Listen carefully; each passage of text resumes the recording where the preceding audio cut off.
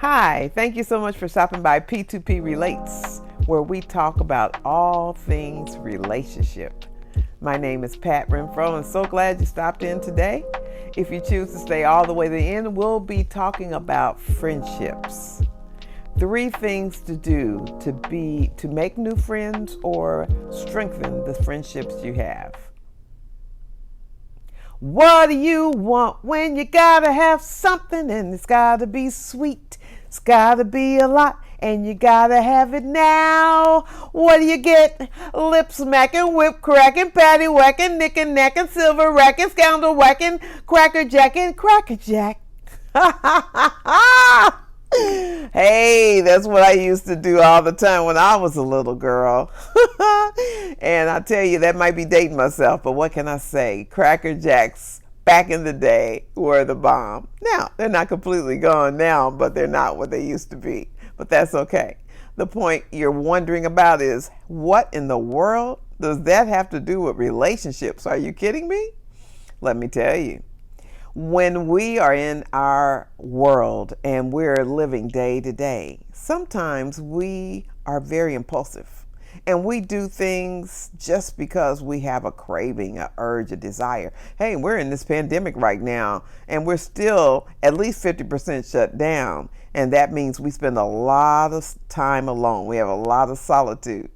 And it's very important to figure out, how am I a friend in the midst of this? But it's equally important to make sure that you're not just doing things in a reactionary mode because of the slowdown. So we're going to talk about 3 things. The first one is avoid Cracker Jack relationships. Now, the candy was good when we were little kids, right? But whip cracking, patty whacking, lip smacking, knick knacking, silver backing, scrounger whacking. Hey, that's what happens when you're craving something. You want that sugar really bad, and you'll just grab just about anything to satisfy it. And if we're not careful, that's what we'll do. So number 1, avoid Cracker Jack relationships. Number 2, know yourself and be congruent. And number 3, determine what you're willing to give.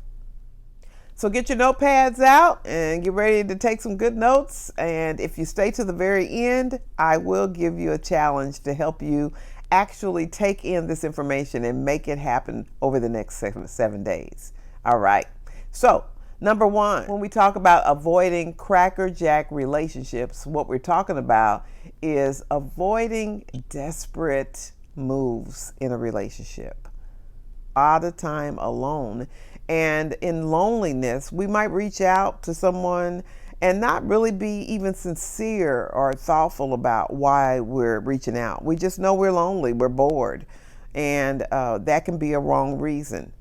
This is not the time to be ever just or feeling insecure in various situations we find ourselves in. So, many of us have experienced loss, unfortunately, because we'll all go before it's all over, right? And when you just lost someone, you're in grief and you're sad and you're lonely and you're feeling like nothing can comfort you, because what you really want is that person back in your life.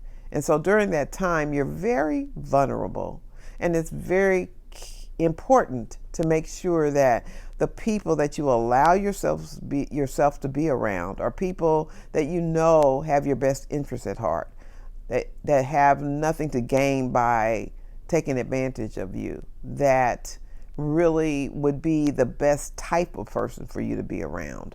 Many people get in intimate relationships during a time of loss. So it's just very important to avoid the Cracker Jack syndrome.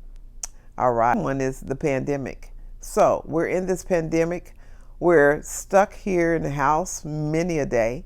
We're going out with our face masks, and people, I hope we're being diligent in wearing the face masks. Just remember, if you think you're Superman and you don't need it, you'll never get sick, that's fine. It's good to have a belief system, but make sure that you think about the other person. In fact, you could be so powerfully awesome that you won't get sick. Absolutely not. But you know what? You could have the virus and give it to someone else who doesn't have that powerful persona and thought life that you have, and you could make them sick and you would never know. So just be thoughtful and wear the face masks over your nose and your mouth. All right, enough of that.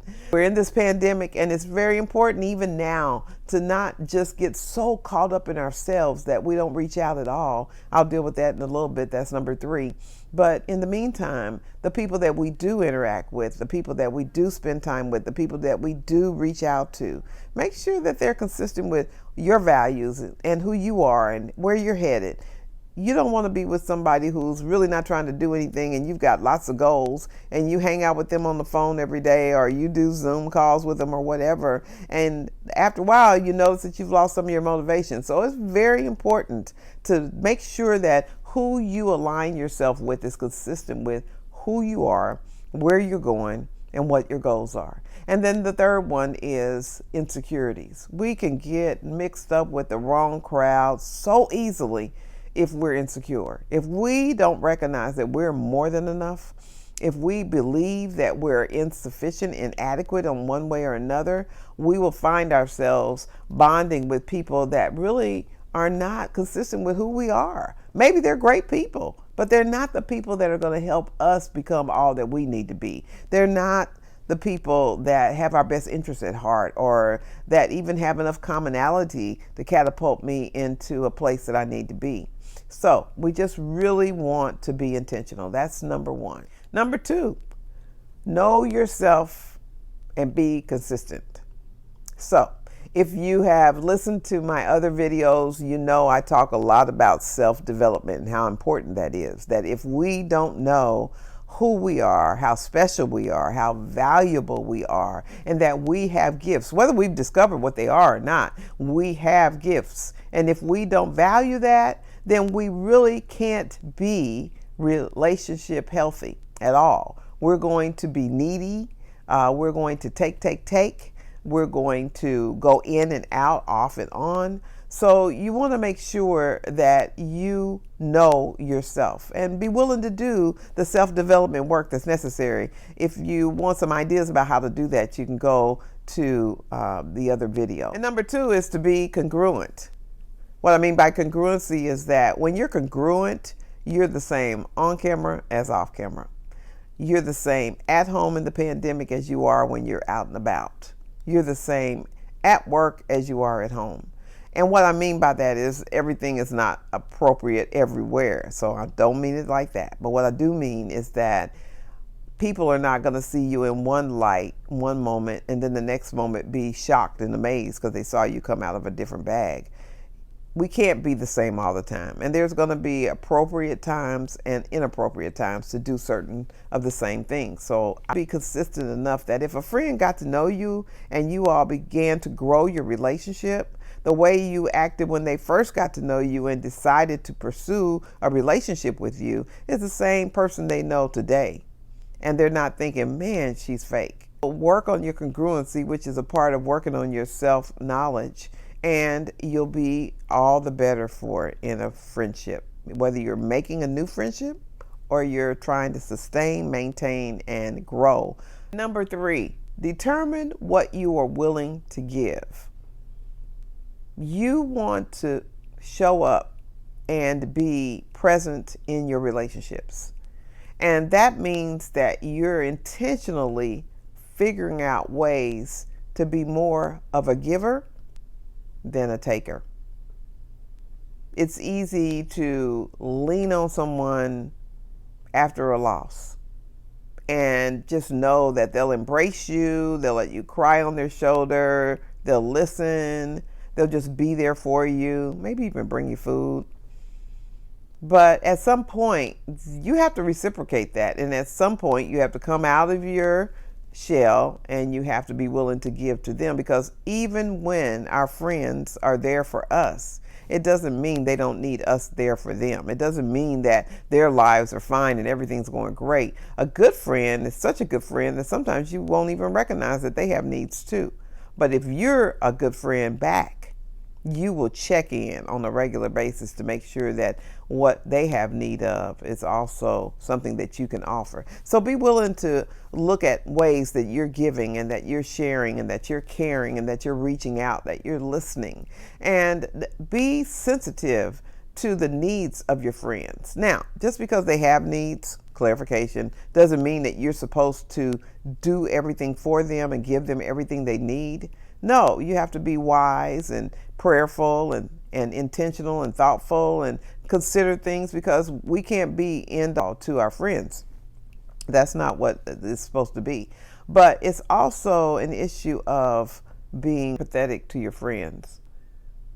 They may have needs or pain or challenges or goals that they haven't quite articulated to you, but through many conversations that you've listened well to, you can intuitively figure out what it is they need and be there for them. So be that kind of friend. And I promise you, as you pursue sowing into other people's lives, what comes back to you is tremendous. I'm going through a growth spurt in my life where I have plenty of challenges and plenty of mountains to climb. And yet I have some of the most incredible family and friends that are there to support me. And it's just really important that I give back. It's important to sow back into people's lives. It's important to look around and say, how can I be a blessing to someone? And really make that effort, and yet use wisdom, because I can't be all things to all people, and no one should be a crutch for you, and you shouldn't be a crutch to anyone else. We should all be interdependent. I want to leave you with a thought for the day, and that is, healthy individuals can develop healthy friendships. My challenge to you is, for the next 7 days, what is the one thing you're willing to focus on to become a better friend? I'll see you again next Friday.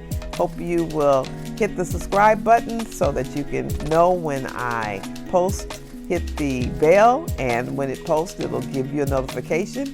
And do a like if this was useful for you. And have a wonderful next 7 days. Hope to see you back next week.